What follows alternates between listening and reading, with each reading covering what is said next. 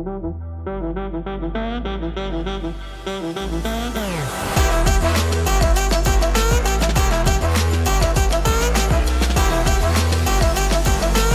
everyone, and welcome to the Tom Baker Show. Good to be back on PowerTube TV. And of course, as always, the show being brought to you by TrackTune. You're going to be seeing and hearing more about TrackTune throughout the show. And we've got a very cool guest on this show. I had the good fortune to be able to spend Labor Day weekend up in Central New York at the Oswego Speedway, known as the home of the Supermodifieds. And we have got one of the top drivers from the Supermodified division on the show. We're going to get into his story, but also talk about supers in general, give you a look at the wild cars that they are. Jeff Abold is a third-generation racer from Oswego, New York, a small city located right on Lake Ontario that has a racetrack known as the home of the Supermodifieds. Abold's grandfather Bill and father Pat began their racing careers on snowmobiles. Believe it or not, it is snow country in Oswego in the winter. Pat eventually found his way into Supermodifieds at the Oswego Speedway with tremendous success. And Jeff started racing quarter midgets and eventually carried on the family name at the track known as the Fast 5/8 of a mile, where he has a classic win and numerous feature victories. We're going to spend some time with Jeff, as we said, not only telling his story, but also talking about the nation's fastest and most exotic short track cars, the Supermodifieds. Jeff, welcome to the show. It's great to have you on. Yeah, I appreciate you having me, Tom. It's always fun talking to you and always fun talking racing with you. We've been doing this since you were a little kid racing quarter midgets. You started actually racing quarters in 1998. I don't have to ask what got you interested in racing, because racing, as we say, is with the Abolds, is kind of the family side hustle, if you will. AMP Auto Parts was the family business for a number of years, since been sold, but you still work there, and that is your full-time job. But talk a little bit about getting into quarter midgets. You started at 5, I think, right? What do you remember about the quarter midget beginning?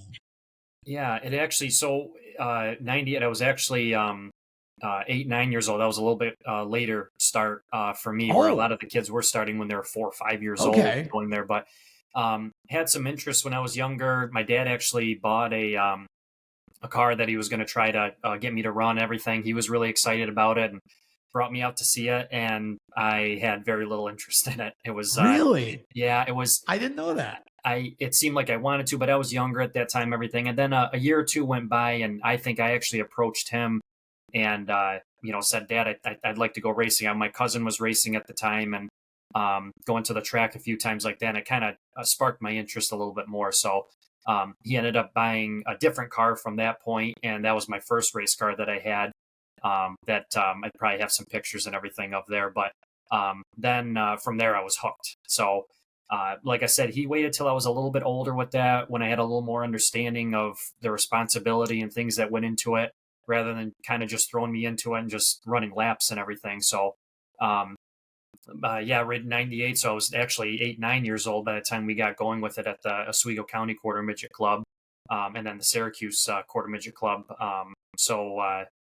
Just got rolling with that, running races, novice classes, everything. And then made a pretty quick jump to the senior Honda classes, they called it, with some of the bigger and older kids from there. But that was my basic start to racing. So before you went racing quarter midgets, I'm curious then, because you said you weren't really that interested in it when your dad first brought up the idea. Obviously, your dad was racing at Oswego at that point. Were you going? Were you psyched about what your dad was doing, or was racing just not a big thing for you when you were 5 or 6 or whatever? Growing up at that time, because it was kind of a transitional period for my father, where he was racing. He had his own team still. He was racing at Oswego, doing some traveling. Yep. And then eventually, right around that same time, he started getting into USAC racing, Silver Crown, doing some national events. So that little bit that I was going to the track with him and everything like that turned into a little bit of traveling. He was away doing a lot of racing, and some of the races that we could go to, went to Indianapolis a few times, IRP, Oh, wow. things like that. So it was a busy time with that. He was still trying to make his attempt if he could get, into a national ride or do something for that, which was always a tough nut to crack at that time and any time really. So we were doing all that stuff. I had interest in racing and everything, but it was just kind of the comical way that it started with everything, and then this many years later we're still doing it. But I think that's what more and more got me interested to it. And then obviously when he got started with Clyde Booth and back into supers in the late 90s and everything, that's really what got my interest, more into racing and everything with that, just because that kind of brought it back to a local point in Oswego Speedway and a little bit like New England wise traveling and stuff. So that kind of, brought me back into the fold where I could be more a part of that, than it, easier than it was for the USAC racing. So we should make a couple of points here for our audience. The first of which is that Oswego Speedway in the 70s, when actually going back to the 60s, when Supermodifieds were first kind of coming into existence, they were a run what you brung car.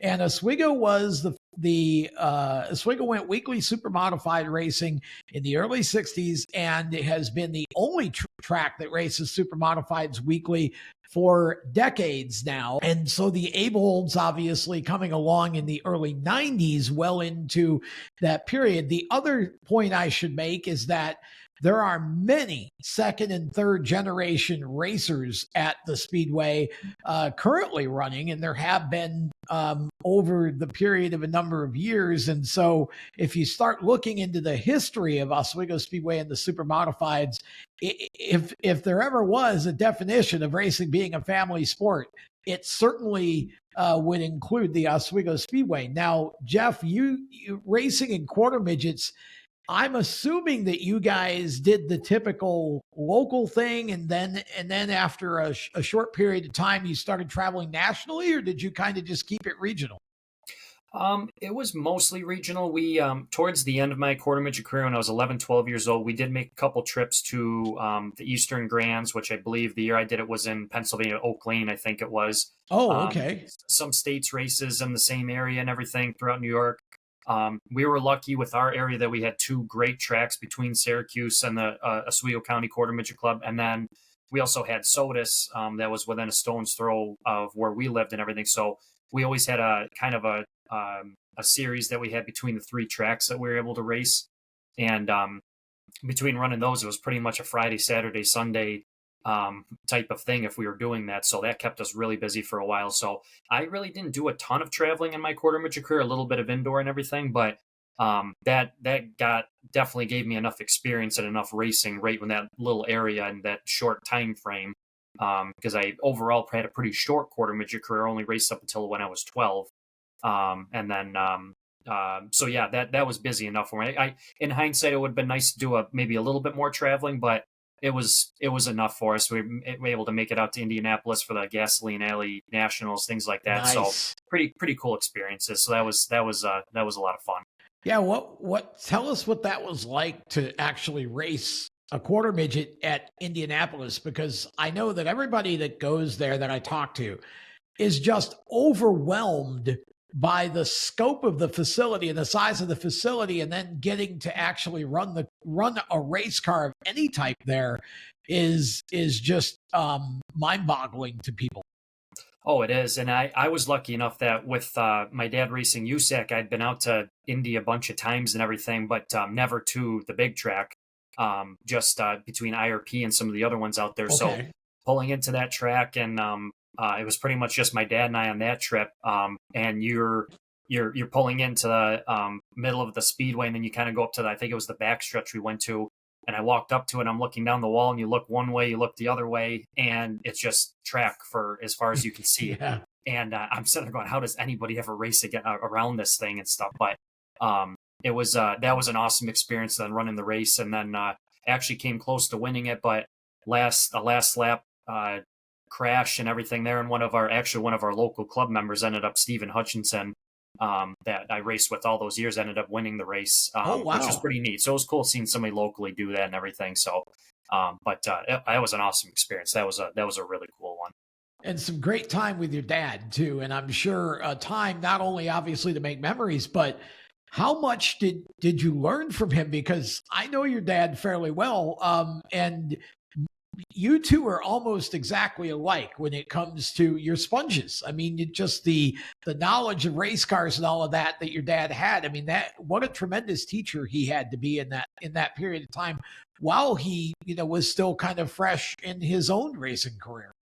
Yeah, and it kind of goes back to when I was starting and why we didn't just start when I was 5 years old and just and throw me out there and do it. He had an understanding of what it was going to take to try to, if we're going to go just have fun, this could end up being a thing where I jump in the car and we do it for a year or two or something, or Yep. maybe I can make a career out of it. Maybe it, could be a professional career. You never know at that age. So he waited until, you know, we could talk it over. He could explain things to me. I had an understanding of it.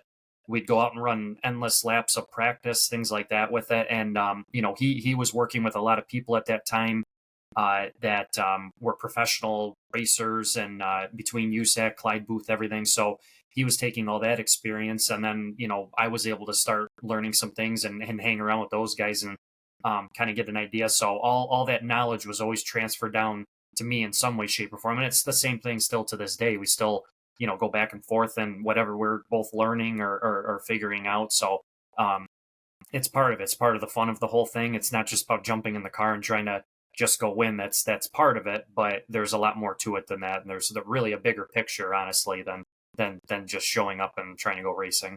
Well, in quarter midget racing, I mean, we Ultimate QM is a sponsor of this show, and we talk about and show some of their winners from around the country every week, and it's just I think what people may not realize is a lot of the quarter midget racing teams, and I don't know about how you guys did it, but you go around the country, you got two or three or four cars in the hauler, each one set up for a different class with a different motor and all of that. It's dead serious racing, even though you're so young. How did that work out for you? Yeah, we at the peak of it, we only had two cars. I was racing two of the biggest divisions we had between senior Honda and light 160. So those Okay. were the classes that had the most kids in them. So we wanted to maintain there. And I never went past where I had to get into a heavy class. At that time, we only had a couple of few kids that were racing there. So didn't really see much point to just doing that and then coming up and, running those divisions. So once I got old enough to that point, then it was kind of time to call it quits there. But it was funny showing up some of those national events. And just like you said, you've got some of these kids and teams that have 5, 6 Oh cars and yeah, it's crazy. different divisions and engine builders and everything. We're showing up with a off the shelf, Honda engine. And Dad and Mike Silman, who has been with us from the get go with everything. They're always very adamant that the way we were going to do things was, right to the rule, bone stock, this and that. We're not going to go build engines and do these things, which were all within the rules and everything. But I was going to learn as a driver how you're going to compete and do that. And sometimes that maybe we didn't get the most amount of wins that we could have had there. But I think in the long run, there were some kids that, you had to rely too much on the equipment and the extra horsepower, things Yeah. like that with it. Whereas I had to learn how to drive and compete that way. So I think in the long run, it really helps as a driver. Well, I would definitely agree with that, and your record would speak to that too. In about 3 years or so of competition, 85 wins and 9 championships in quarter midgets. That's not bad, Jeff. No, that was okay. I had to have Mike Seltman, my statistician, basically help me compile those stats and everything. But yeah, that was within a short time. I stopped racing quarter midgets when I was 12 years old. So just between a couple regional championships and each of the track ones and everything, it was good. But it was just great. We'd have 18 car fields at that time and everything. So you had really really strong fields for quarter midgets and B mains and having to transfer through. So a lot of really fun nights and kind of picked up on learning that stress of racing and having to qualify through was unique at that time, I think, for a young racer. Absolutely. We're going to step aside. When we come back, we're going to talk about what a Northeast Ford Focus midget is and why Jeff went there after he got too old for quarter midget racing. We'll be back with more of the Tom Baker Show on PowerTube TV right after this. Attention track and series owners, elevate your fan experience with the TrackTune app. TrackTune works with your PA system. Fans and teams at the track can hear the announcers through their phones, ensuring everyone hears race calls, sponsor plugs, and more during race nights. It's simple to set up, affordable, and free for fans to download and enjoy. Visit tracktune.live for all the details and join tracks nationwide on the app today.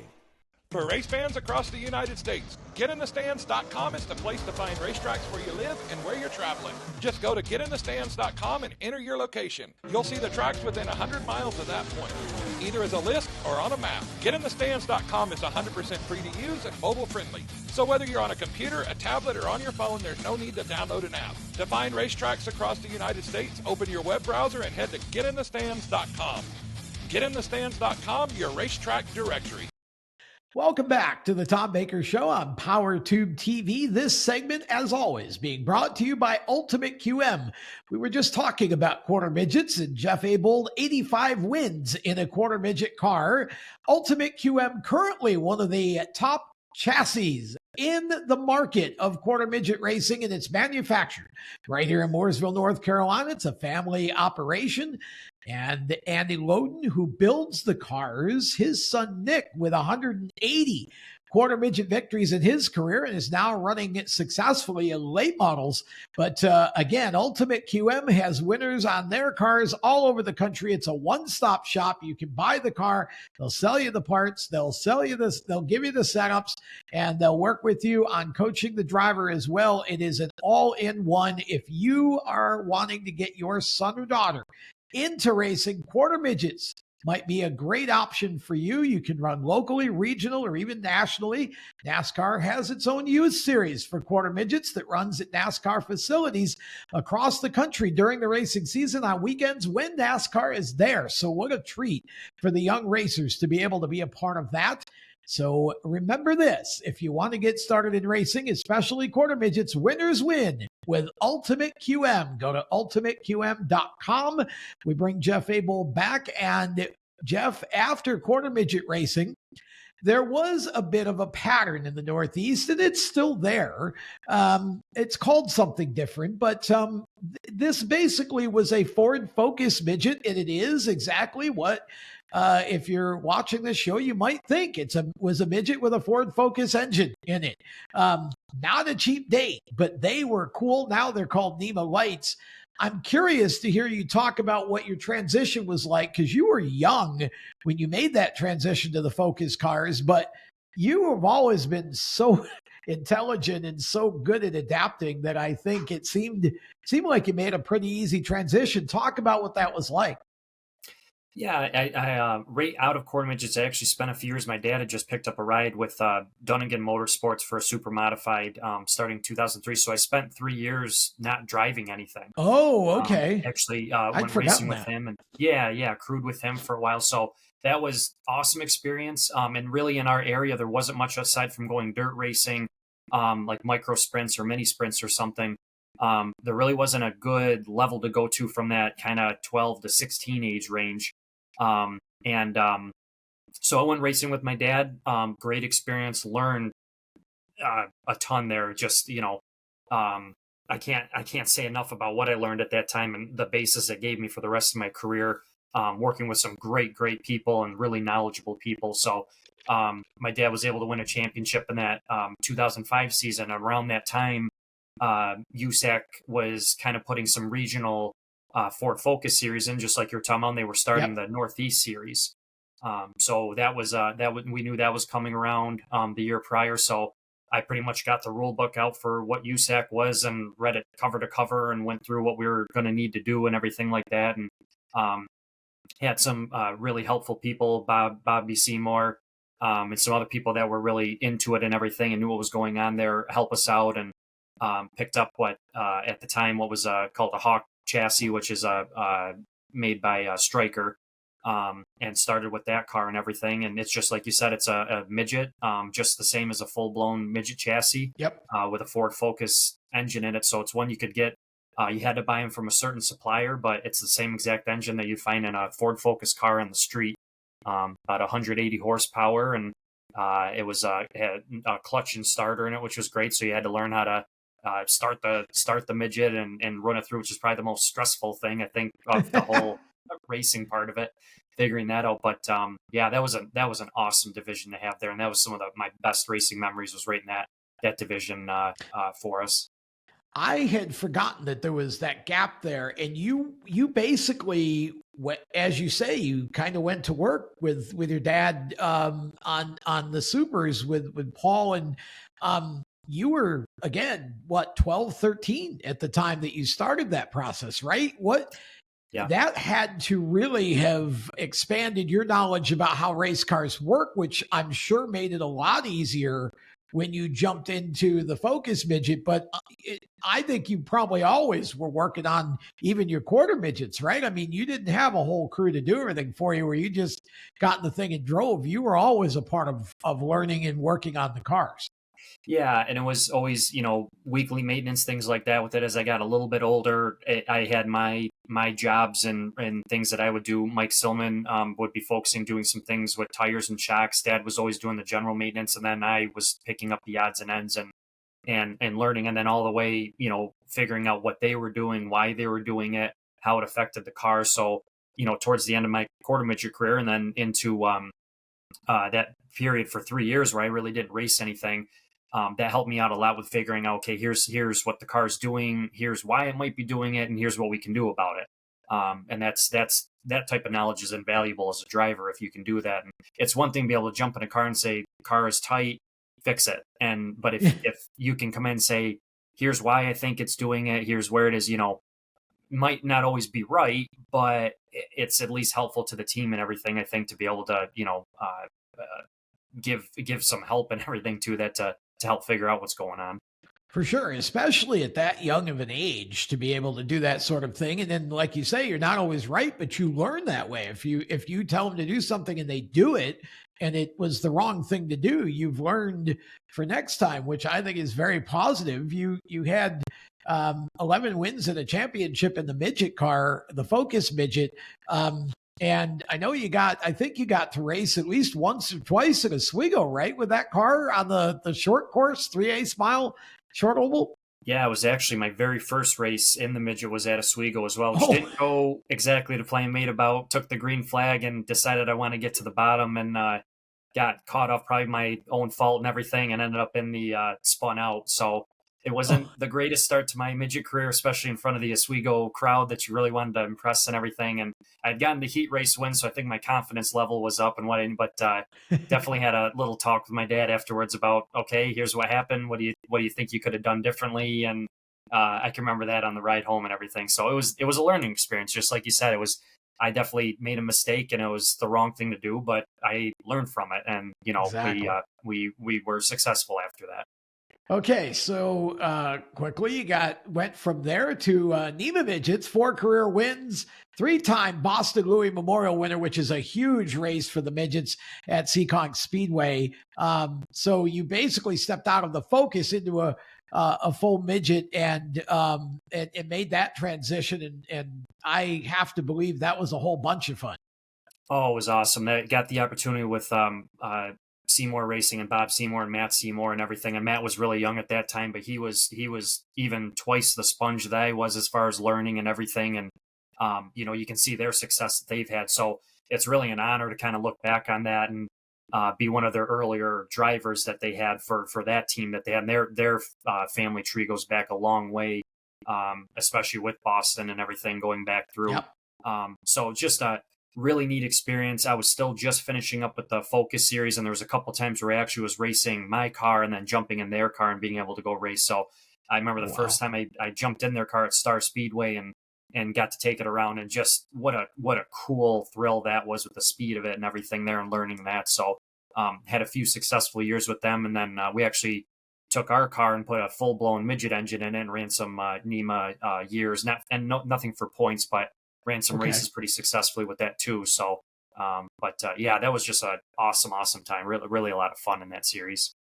So by the time you actually got into the Supermodifieds for the first time, you'd had winning success in quarter midgets, winning success in focus midgets, and winning success in NEMA midgets. Plus, you had that 2 or 3 year span of working with your dad and with Paul Dunnigan and that whole group of very knowledgeable people that comprised that team.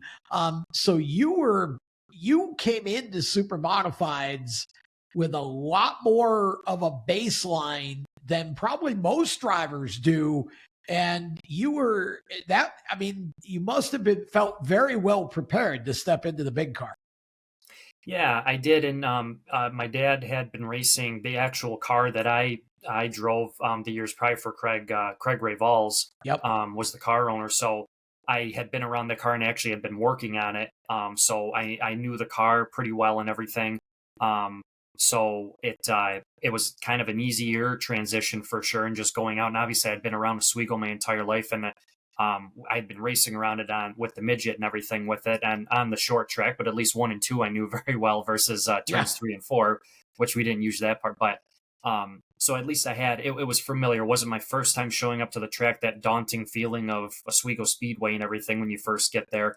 I kind of could get over that emotion and that feeling and everything with it. But that was a neat experience doing that and going out for my first practice and everything. And I had, my confidence level was at an all-time high, just coming off of a championship for USAC there, and starting to run NEMA midget and everything. I was just, I felt confident to myself, so I knew I could do it and handle it, especially at a time before aero was a big deal, and kind of, handling and everything there was something you really had to work on at that time.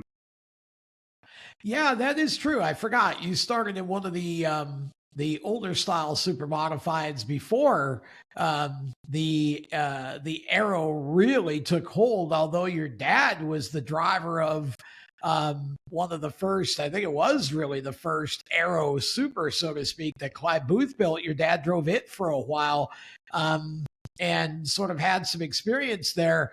Do you remember what year you started in Oswego, and how old were you? Yeah, my very first race was 2007. Was that year that I was finishing up with Ford Focus. I was 18 years old, and our first race we decided, because right at the end of the year, was going to be the Classic at Oswego. So that ended up being my first experience, was that week of going out for a practice, and wow, and feeling was, and I was actually starting college that week, so I had just moved into college and I had to drive back for my first weekend back home and try to make it out for time trials. So that was a interesting week for sure. Welcome to the jungle. Let's start our Supermodified career in the biggest Supermodified race in the country.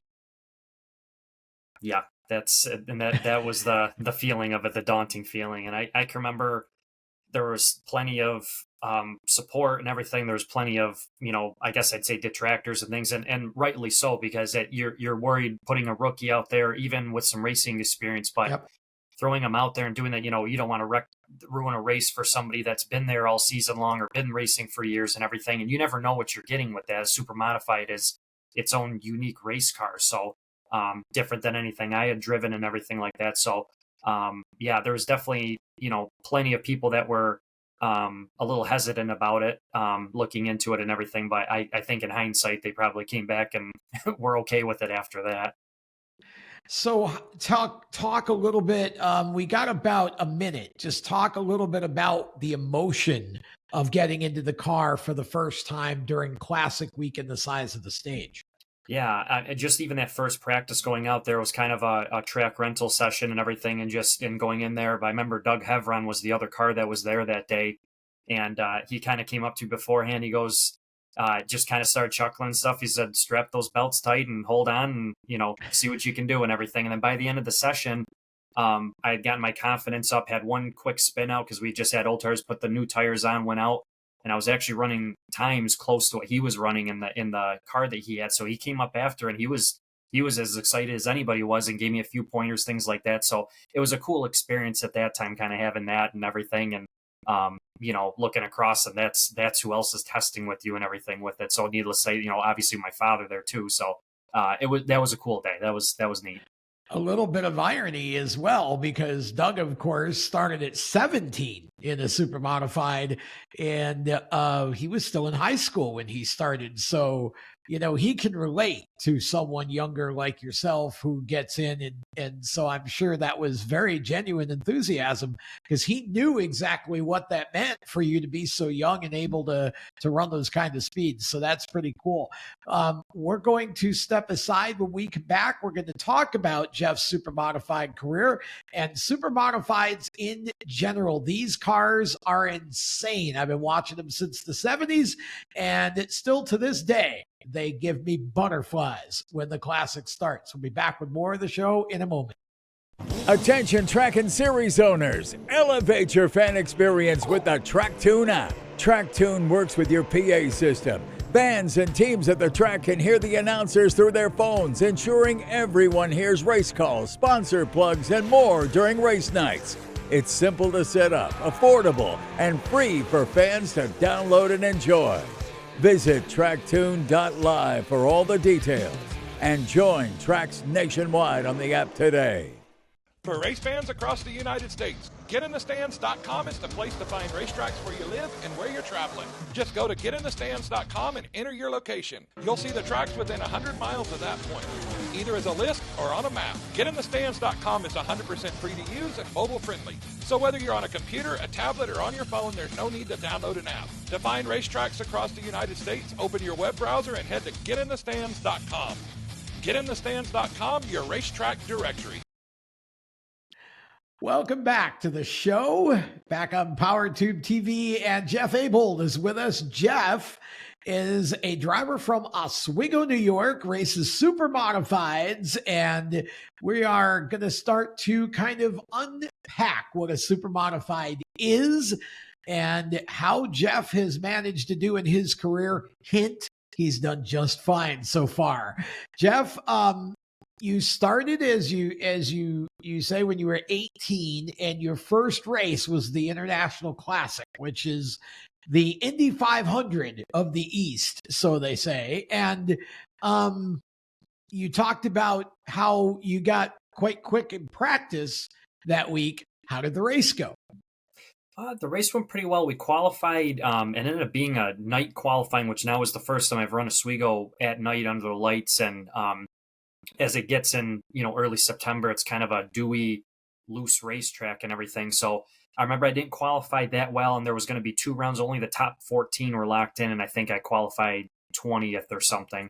Okay. So I had to qualify in back on Sunday again, and qualified well on that day. I actually ran times that were close to what the fast guys were running on the first night and everything. So confidence was getting back up again and everything after that. And just decided my goal for the race, just try to finish the race, run through and everything. But you're running the race out there, and all of a sudden here's the legends of our sport. I'm racing side by side with Bentley Warren and Doug Hevron, Greg Furlong, Otto Sitterly, who these guys are, winning all the races and doing everything. And there was a few moments where all of a sudden, towards near the end of the race, I'm passing Bentley Warren. His car's kind of fading, or he had an issue, and I'm going in the car. This is crazy. This is not happening. Everything like that. So.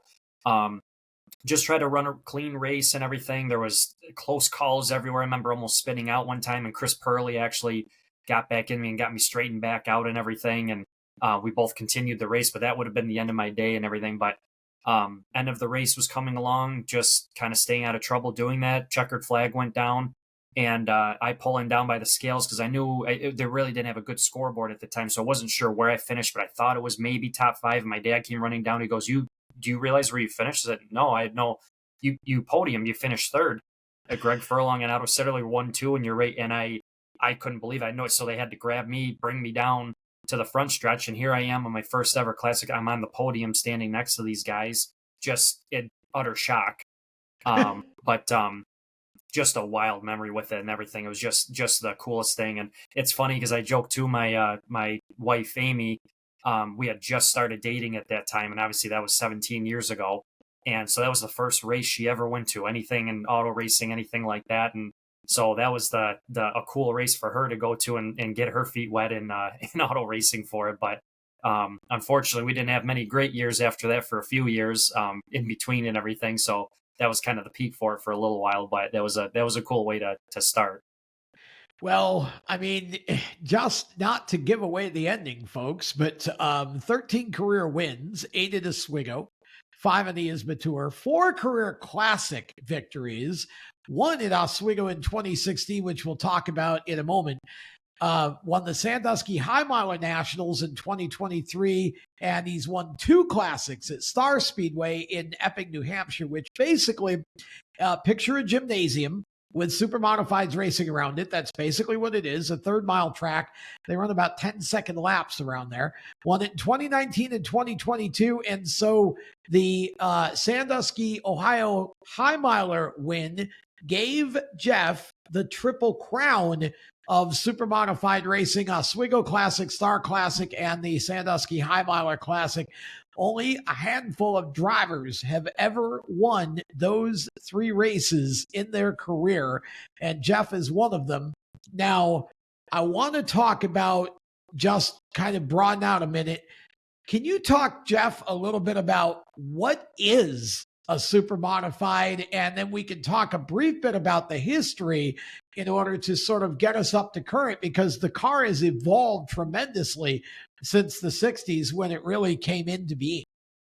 Yeah, obviously you have, stock cars that are just what you say with them. They're originally just a stock chassis and everything like that. You have modifieds that were based off that were those similar type chassis, just modified from that state. And then you have a super modified, which is the next level of everything, where it's a complete transition from that. The current state of them right now is they're an offset chassis, engine way off to the left side, direct drive, no transmissions or anything. So they're push start. So all the power goes essentially directly right to the rear wheels. Currently we have some aerodynamics on the car with rear tail wing, front wing, and then when we go traveling with the ISMA series or MSS series, you have a big roof wing on the car for maximum downforce. So very similar to what like a Formula One or IndyCar would be, but just that major offset to them when we only turn left. So biggest differences there, but definitely its own unique machine, nothing else like it. Now, a lot of the parts for a Supermodified are handmade, correct? And I mean, you guys actually, the car you're driving, you built yourselves. Yeah, our car's a home built chassis. You do still have some chassis builders that are doing it. Obviously, Joe Hawksby, who's been the most successful in the last few decades building cars, and there's many of those cars out there. You have some older chassis where there's some chassis builders previously, Graves chassis, Muldoon chassis, Page chassis. And then many that even preceded that. So nowadays you have a few smaller builders that will produce some cars here or there. And then you have some independent builders like ourselves and some other teams that have built their own cars that come out. So there's kind of been a bit of resurgence, I would say, in people building their own cars and trying that. And it's been pretty cool to see, because there's been some very successful teams that have their own cars now in doing that. And then you still have the great cars of like the Hawk cars and Hawk chassis that are really dominating Oswego right now, or are still a dominant chassis, I should say. And so it's a pretty cool blend of those chassis right now.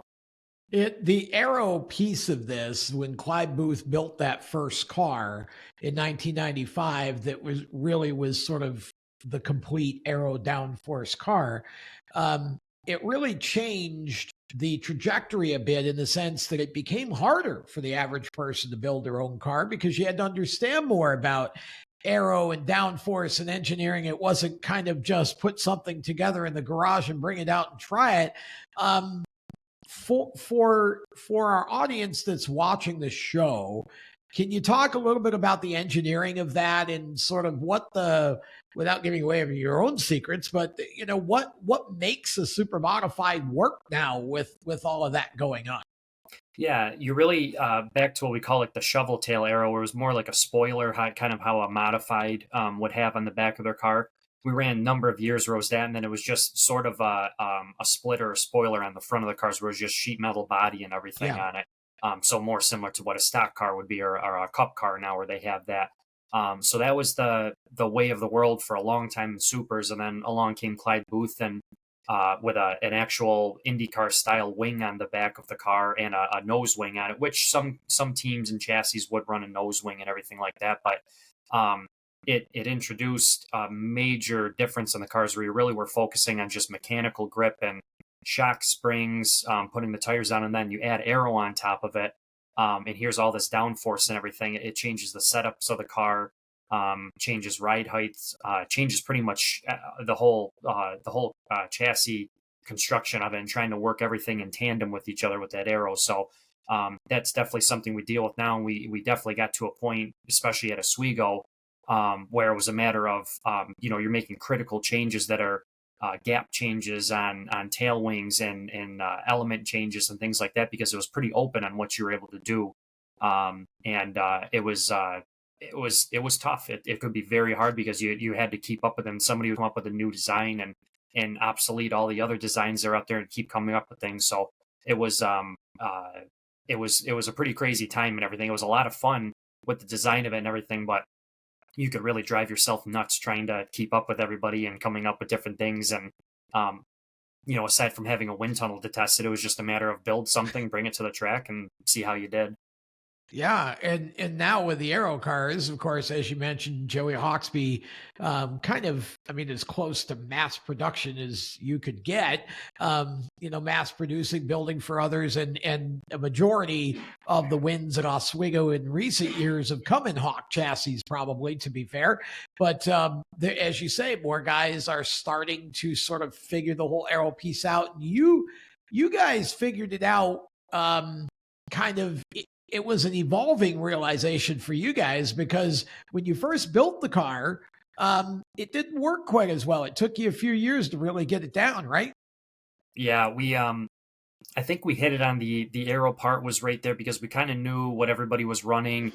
And you had a baseline for that, but mechanically we had tried some different things, and just, not that we didn't know what we were doing or anything, but just trying to think outside the box and try some different stuff. And then you kind of come to the realization that there's some successful race cars, the Hawk cars, things like that out there that are running and built a certain way for a certain reason, and going away from that in any way, especially for that track, probably wasn't the right thing to do. So, and then the hard part is trying to pinpoint, okay, where are the issues? What are the good things? You don't want to change those. And what are the bad things? Really need to do that. And unfortunately for that first car, it required some major overhaul, and it wasn't something we could just go to the track and find. And after a full season of trying to go to the track and make changes and throw things at it, really realized, okay, there's more to this than just, what we can do on a night and everything like that. So couple sessions later of getting the torches out and cutting things up and welding some things, and doing that, about 2015 is where we really turned the corner and had a competitive race car, which is pretty much the version that it is today. And of course, in 2016, you were running second in the Classic, and Dave Schilling Jr. ran dry right at the end of the race with, I think, 2 to go. And all of a sudden, I'm on my way down out of the track to go in through the pit gate to interview Dave in Victory Lane, and I hear the crowd erupt, and somebody runs out and says, Jeff Abold just won the Classic. And all of us were just like, are you kidding? Talk about that moment, because I remember the look in your eye when I walked up to interview you, and you'd had about 10, 15 minutes to let it start to process before I could get to you with the post-race stuff. So talk about what that was like for you, because that's the ultimate super modified race, and you won it fairly early in your career. Yeah, it was a crazy day. I just got my first victory just the month before that in super modifieds. So that win earlier in the season gave me the confidence that I need, because it'd been a really tough few years trying to learn the car, and you really start doubting yourself as a driver too, because there's one common denominator in the whole thing when you're making all these changes to the car, trying to make it better, and that's me. So I'm sitting there going, okay, maybe this just isn't for me. Maybe this is the problem. But all of a sudden we started making some gains, and the car came back around, and it starts going, okay, maybe it's not me. Maybe there were some issues here and everything. And 2016, we were getting going pretty well, won that race. And then heading into the Classic, it was just a race where I wanted to try to run that kind of, if I had to fade back, I just wanted to keep tires on it, be there at the end. I actually fell back to, I think, 14th at one point, and then started picking some cars off at the end and passing some really fast cars towards it. I wound up in second place, about half a track behind where Dave was. I didn't know. I saw when I came down the backstretch after taking the white flag, there's a car down at the bottom of the track, and there was a few team cars that were there, Otto, him, and Davey Hamilton, that all had a similar paint scheme on it. So Yeah. I saw that blue car, but I couldn't see what number it was. So I said, that's possible that was the leader. And I had a lap car directly in front of me. I said, I have to pass this car. And unlike me for the time, because I was always kind of like get to the bottom, try to pass it, I went around the outside of him there. Unbeknownst to me, Michael Barnes, who's one of the top competitors at the track, he was the champion that year, was right on my tail and just about to pass me for what would have been his first classic win. So luckily he didn't do anything silly and take us both out and everything like that, but I was able to get around that lap car and came around and crossed the start finish line. I look up at the board and all of a sudden 05 pops up to the number one spot. And I couldn't believe it. It was just absolute goosebumps at that time. And it took me 2 cool down laps to try to realize, did we just win this thing right here? And sure enough, as I pulled down to victory lane, there was my entire family and my dad waiting for me. So I figured it must have been a win, but just absolute crazy end to that race. Still get goosebumps sitting here thinking about it. It's just wild. Absolute insanity. And that's what the classic race has always been known for. And we're going to talk more about that and talk more with Jeff around the corner. We'll be right back. Attention track and series owners, elevate your fan experience with the TrackTune app. TrackTune works with your PA system. Fans and teams at the track can hear the announcers through their phones, ensuring everyone hears race calls, sponsor plugs, and more during race nights. It's simple to set up, affordable, and free for fans to download and enjoy. Visit tracktune.live for all the details and join tracks nationwide on the app today. We're back on the Tom Baker Show, powered by TrackTune, and Jeff Abold has been our guest. And just a fascinating look into not only his story as a third-generation short track racer, but also just talking about Supermodifieds, which are basically a very exotic niche sort of car that has evolved from really run what you brung. I mean, when I started going to Oswego in 1973, we had Xfinity cars, front engines, rear engines, side engines, sprint cars, all kinds of different things were racing there, and so much fun back in those days. And now we're basically it's almost like a smaller version of an Indy car. Or Jeff, how do you compare a Supermodified at this point? Is it more like an Indy car or more like a Formula One car? It's honestly, there's a lot of things you could take from either or. I guess now that we've got the spec wing and everything too for Oswego, we made that transition a few years ago. That kind of puts it more into like the IndyCar realm, I guess. Before that, I would say more Formula One, just because of the openness of the rules and everything to it. But that sense changed a little bit there. Yeah, it's definitely a smaller box that you can play in now. But the cars are just extremely fast. I mean, the track record with a top wing or a roof wing in Oswego goes down to the 14-second range. It's low 15s with the tail wing that you currently run. So I want to talk about that too. Again, for those listening who don't know anything about Supermodifieds, you've kind of got a couple different types. You've got a top wing and a tail wing super. And although the transition is possible, I mean, you do it quite successfully. At Oswego, you've chosen to go with a tail wing instead of a top ring. Why is that? It's honestly just from years ago when back, I believe it was late 80s into the early 90s and everything, where the Jimmy Champagne and some other people got together and started the traveling ISMA series. Yep. And they wanted to go with that roof wing. And then there's some other pockets around the country that ran that style wing with it. So Oswego always stuck with that tail wing style. So there was kind of a split at that point there. So pretty much we put the roof wing on whenever we're going traveling away from Oswego, and then it's back to the tail wing when you come there. But just kind of throughout history has always just been that way. And it's very cool to be able to go to different tracks and race that different setup, but it's also unfortunate for super modifieds that there are different rule packages and different things like that for it, because it does keep it from, ever really getting all supers together in one event or one venue. So it's kind of the cool part of supers is also the curse of the super is what they have. Yeah, and of course the tail wing that you ran for a good while with the Aero package was basically what you would call, I guess, a triple plane. Did I say that right? Triple plane wing, much like an IndyCar would have.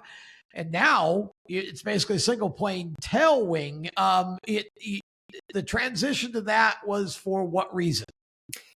The track owners and officials and everything got together, and there was a definitely transition where Aero became the dominant factor of super modifieds with it. So it was getting as much Aero as possible. And Joey Hawksby had just developed a car where he had a tipped roll cage and everything to get as much Aero to the back, and they became the absolute dominant race car and everything through there. And a lot of cars were just essentially obsoleted from there. The old car that I drove years ago that I started in just wouldn't compete anymore. There was no way. So with this new spec wing that they went to on there, the thought was that try to get some of those older chassis to be able to compete, and some of the cars that were more recently obsoleted. And it did seem to work for a time. You had some pretty good car counts at the beginning of it.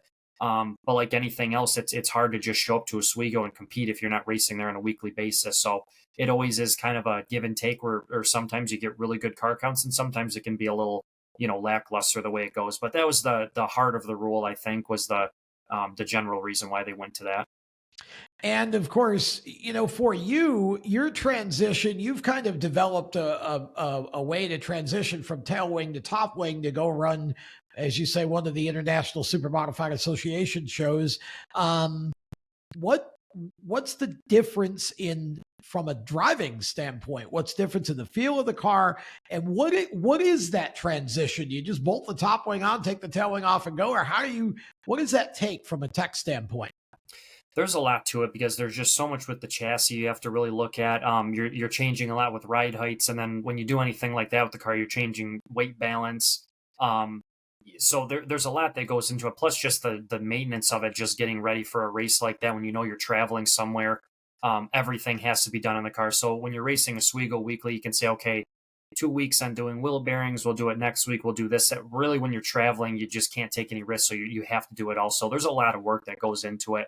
Driving the cars, as far as with the big roof wing, you're putting thousands more pounds of downforce down into it. So you let off the gas on a track where if you didn't have that wing, you just kind of coast into the corner. Normally, this feels like you just put the brakes on.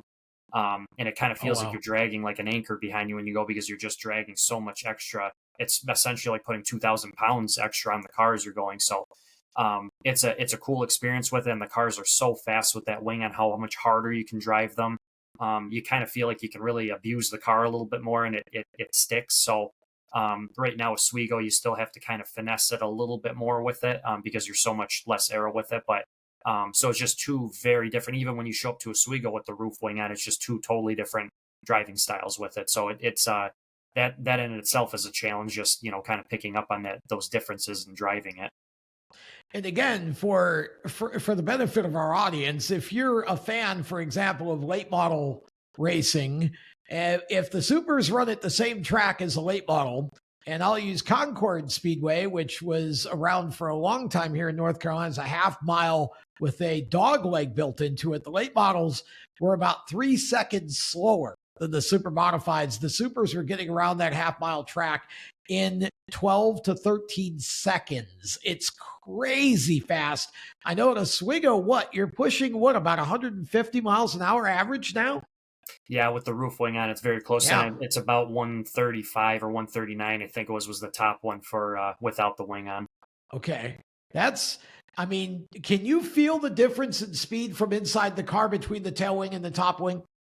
Yeah, realistically, they've had it before. I believe we're with the older style cars with just the Oswego tail wing. They're actually getting faster straightaway speeds with those ones overall, but the higher average speed with the roof wing on. So you definitely feel it through the corner when you're running in that corner, and usually where your let off point was about 15 car lengths behind you, and you're taking it in the corner with that roof wing on. It gets a little daunting the first times when you kind of make that switch over, and then you get used to it by the end of the practice session. But definitely a difference on it for sure. Oh, there's gotta be. I mean, it's always been fascinating to me to watch drivers who can run good with both setups because I feel like, as you say, it's almost two totally different driving styles and not everybody adapts to both. It feels like the tail wing is a little harder, right? Because you don't quite have the car planted as much as you would with the top wing. Yeah, I think to throw the roof wing on and go out to certain tracks, the track going to a different track is the real challenge of ISMA and everything. If you were putting that wing on and running the same weekly track, then I think you could pick up on it a little bit quicker when you have the roof wing because that masks a lot of issues that you may have with the car. Just adding that much aero, definitely showing up to Oswego right now and trying to compete with people who are running there weekly and really have their really know what they're doing there and everything is definitely a big challenge right now for guys that are showing up and doing that.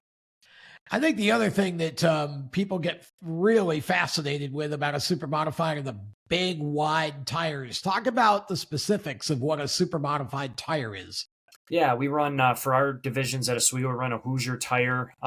There's some different sizes you can run there, but you're running essentially, Oswego anywhere from 3 to 4 inches of stagger, sometimes less, sometimes more. And then with the roof wing on, you're running typically between 4 to 5.5 inches of stagger, depending on the track there. So that's the difference between the size of the rear tires. We switched this year to a bigger right front tire, which is more. It's actually the same size as our left rear now. It's about a 15-inch tire. We run an 18-inch right rear tire.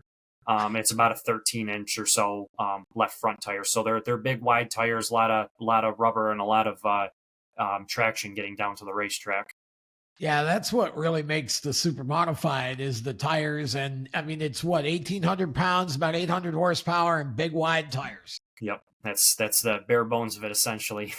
Yeah, I mean that's why it's always been sort of a debate between the asphalt sprint car guys and the super modified guys for the fastest short track car in the country. But the sprinters are much lighter than the super modified. So I think I think it's almost a different car, even though they both open wheel, open cockpit. But I would argue the supers are by far and away the most exotic short track car in the country and the most fun to watch, especially when you get 30 or 35 of them out on the track like there was with the Classic. Now, before we let you go, got to talk real quick. You had a fire on the track. This year's Classic, a fire built up behind you around your fuel cell. Quickly, what caused that? And how did you, I know you got out okay. Yeah, it ended up being a electric fuel pump that we run for a auxiliary cell just to feed the back cell. It was never turned on or anything, but it was actually allowing fuel to gravity feed back to that rear cell. So once I started pumping one of my other fuel cells, because we have to put extra fuel cells on for the Classic, just being a long distance race, it actually overfilled the back cell, and just a one-way valve that should have kept everything. So it was just a series of unfortunate events, I guess I would call it. Wow. And then just with a kind of an aesthetic piece that we have on the back, there's a little tail cone section. It was actually holding the fuel inside there. So once it kind of let loose, probably bottomed out, it sparked up and actually just ignited that fuel. And then what really caught fire was that actual fiberglass piece on there. So like I said, it was just a series of events. Just you could run it 100 times and probably never have that happen again. But it was just the way it worked out and the timing of it and when I dump fuel, things like that. So but we have the best safety crew in the country as far as I'm concerned. 100%. For short track racing. They did a fantastic job alerting me that I had an issue, stopping me in the right spot. And then before I was even out of the car, they were already putting the fire out doing that. So not a single burn, scratch on me. My safety equipment did its job and really didn't have any issues there. So worked out great. And we already know what the issue was, already solved. And, we'll be back at it again. Okay, well, thank God you were okay. That was a very scary thing to watch for sure. And appreciate you being on the show. Before we let you go, take a minute or so and thank your sponsors. Yeah, this year we've had A&P Automotive, LaGraff's Pub and Grill, CNY Auto Spa, Magic Wand Construction, Valvoline was a new sponsor for us, and Barzy Auto Body and everything. So some new faces, some old faces and everything there. So and also D&D Fabrication, that was a late season sponsor for us too as well. So big thanks to them, the whole crew. And I always have to thank my wife and my mom for everything they do and always being in my corner. And just the whole team, a whole part of it. A fun season, and looking forward to what our future is. Well, everybody always thanks their dad, and nobody ever thanks the ladies. So you got bonus points for that. Jeff Abold, thanks for being on the program. It was a great time. We're going to have to do this again and talk some more. I know you got at least 1 or 2 races coming up yet this year, so we'll keep track of all that, and appreciate you being on with us. Thank you so much, Tom. Appreciate everything you do, and hope to talk to you again soon. Absolutely. That was Jeff Abold, and that wraps it up for this edition of the Tom Baker Show. For more exclusive content and stories, join us at steeringwheelnation.com, and of course our 24/7 streaming page on watchpowertubetv.com. Visit TrackTune Live to check out how you can sign your Tracker Series up for that amazing little app, and also check out ultimateqm.com for all the info on how to get your young one started in quarter midget racing. Remember, winners win with Ultimate QM. Follow us on Facebook, Instagram, and Twitter at The Wheel Nation, or of course Steering Wheel Nation on LinkedIn. And if you want my LinkedIn to follow me, it is Tom Baker Media. That will do it for tonight's Tom Baker Show. Stay tuned for more great programming on PowerTube TV. Until next time, I'm Tom Baker. Thanks for watching.